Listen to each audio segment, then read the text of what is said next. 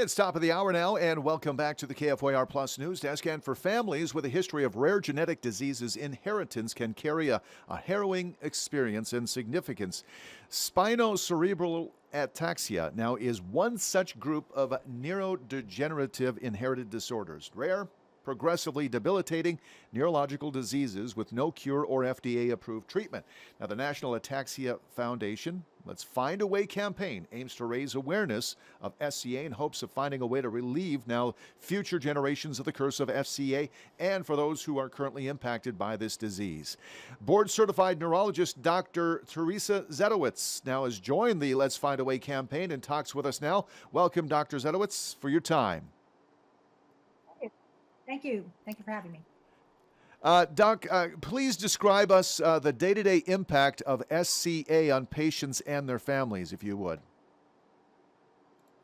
Sure. So this is a group of rare, progressively debilitating neurodegenerative diseases that comes from a problem in the brain called the cerebellum. And the cerebellum is responsible for coordinating movement. So these patients are going to have problems with voluntary movement.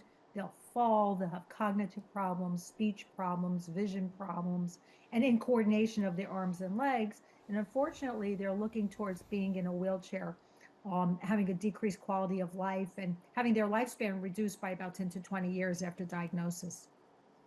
So SCA is often passed down through generations, as I mentioned. How do you support families who are coping with the emotional burden of knowing that their children may inherit this disease? That's a good question, and it's very, very difficult. Sites like and groups like the National Ataxia Foundation is a wealth of information and a very important grassroots research group and patient-centered group to help patients and their families who know that this may be coming down the pike. But the most important thing is that we want to raise awareness so that we can find more treatment options and more research so that we can afford these patients more treatment. In terms of their symptoms and even slowing the progression of this disease. Why do you think there's been such a delay in developing FDA-approved treatments for SCA? Well, SCA has a group of diseases, so it's not just one disease. Making it more difficult is that there's 50 different types. And each one is a little bit different. But we do want to urge the FDA to look at the treatment that's already been done, look at some of the data so that possibly we can get a treatment and a cure for these patients. Mm-hmm. Can you explain the urgent need for treatment options for rare diseases that are including, of course, SCA? Yes, it's surprising that 1 in 10 people in the United States suffers from a rare disease, which is more than cancer and AIDS combined, and that 95% of these patients don't have a single FDA-approved drug to help them in terms of their treatment options.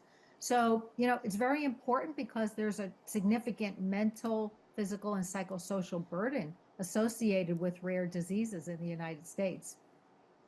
You've joined the Let's Find a Way campaign. What does this initiative mean to you personally and professionally?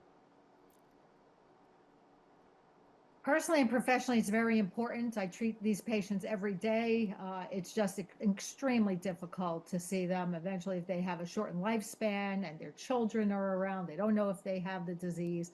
So it's just a very important initiative by the National Ataxia Foundation to raise awareness for spinocerebellar ataxia. SCA is a rare disease, but also to urge the FDA to consider treatment options for this very important unmet need. What's the importance of spreading the awareness for SCA to accelerate these research efforts? Without awareness, we really can't move forward with more research and more research funding, and we need both. Mm-hmm. So it's very important for people to know this. As I go around, talk to my patients and even patients who have never heard of something like this, they think in their mind, well, maybe, I knew somebody, a grandparent or a friend who had a lot of imbalance, and hey, is this something that they could have had? So I think it jars people a little bit. So the awareness is very important to us. Can you tell us more about NAF's new campaign, Raising Awareness? Yes, absolutely. Thank you. So the National Ataxia Foundation has a campaign to raise awareness called Let's Find a Way.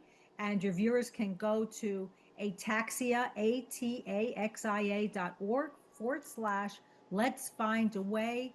to read and share a petition that would urge the FDA to consider more treatment options for rare diseases such as SCA, as well as shining a light on the ataxia community, as they all have to work together to find a way for a treatment and a cure.